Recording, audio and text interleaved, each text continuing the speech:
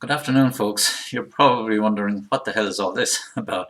Well, very simply, in response to Alison's email from a couple of days ago, where she had asked, did we have any experiences, would we like to share them, of our online delivery? And so, by way of demo, I decided I'd simply put together a quick video of how I do what I do for online delivery of programs and lectures and so on. So I put this together, and just to give you an idea of how I use software and technology, this shot is an overview taken from my mobile phone and then loaded into the software which I'm using, which is called OBS Studio. It shows you my configuration of my office and my studio, where most of the work is done. To give you more detail, I've superimposed this simple still of what we've got inside here.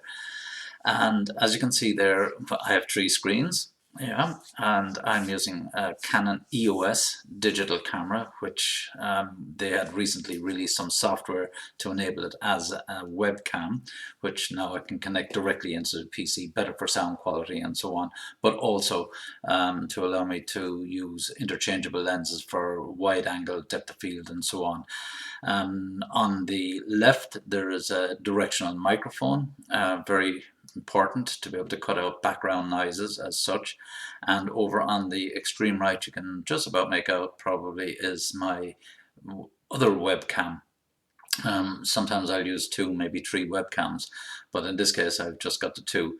And it's mounted onto a selfie stick, which allows me to adjust it to various heights such that I'm looking directly into the camera itself, and also seeing the screen behind it, so as I know what is coming up. It's like using the PowerPoint podiums where you can see the next slides and so on.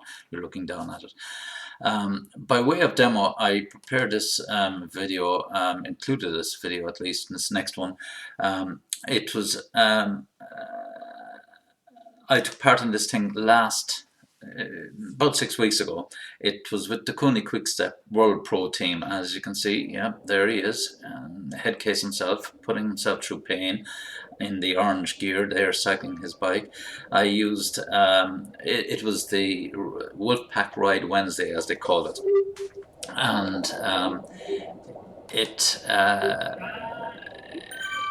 a live stream of Zwift, which is online cycling training system, and also you can take part in social events and all that sort of stuff. But that was streamed live, and there are several other components, and I'll go on to the next slide, which just is a still of what's going on here, and it enables me to interact a little bit more. But there are about 5 components on that. You have the main screen where you can see these cyclists inside there, and you have along the bottom the various sponsors, which was just a simple image that I cropped and included on there. And over on the right hand side you have their logo and the 2 guys themselves, Shane Archibald and Sam Bennett. And then below that, originally you had myself cycling. This was all done in live, and I streamed it out to my Twitch account. So essentially I had my PC over Wi-Fi taking in Zwift, and me on my webcam in parallel with the transmission, using this OBS Studio software to compile all of it and live stream out what essentially was a live stream. If you're with me, Inception. The OBS allows you to create scenes on the software, which you can customize to so many levels. It's permutations are just unbelievable. The next slide here, again, I've moved to a different camera, but you can see here, for example, I'm using AIT's live browser, and underneath it, then you have my YouTube channel, to which I stream some of my material and upload it. And as Luke said in his email, it's very convenient to be able to upload it there. It's made available under public access, so students can click on a link inside in Moodle and review the material. Now, I know a number of people might ask, what about quizzes and online and live quizzes? These are all possible. As I said, each of these transitions were created using scenes. You can go out, create a questionnaire, ask them to upload, link this in with Moodle simultaneously, and so on and so on. The permutations are as limited as your imagination. There's virtually nothing that can't be done on these types of platforms. More importantly, it gives you quite a palette of choice when it comes to individualizing your own content and making it, putting your own stamp and your own mark on how you want to deliver, what you want to deliver, and so on and so on. So as I said, it's extremely powerful. The software I've used, OBS Studio, free, VM or vMix, free. I have some other editing softwares that I use to condense and so on and so forth, material. I will enhance it even further. Just by way of explanation also, as you can see, I have a background bookcase and all that sort of stuff. Normally I would use a green screen, which would allow me to immerse myself into, for example, a PowerPoint presentation, or into a video stream, or into a YouTube stream, and any other source of media.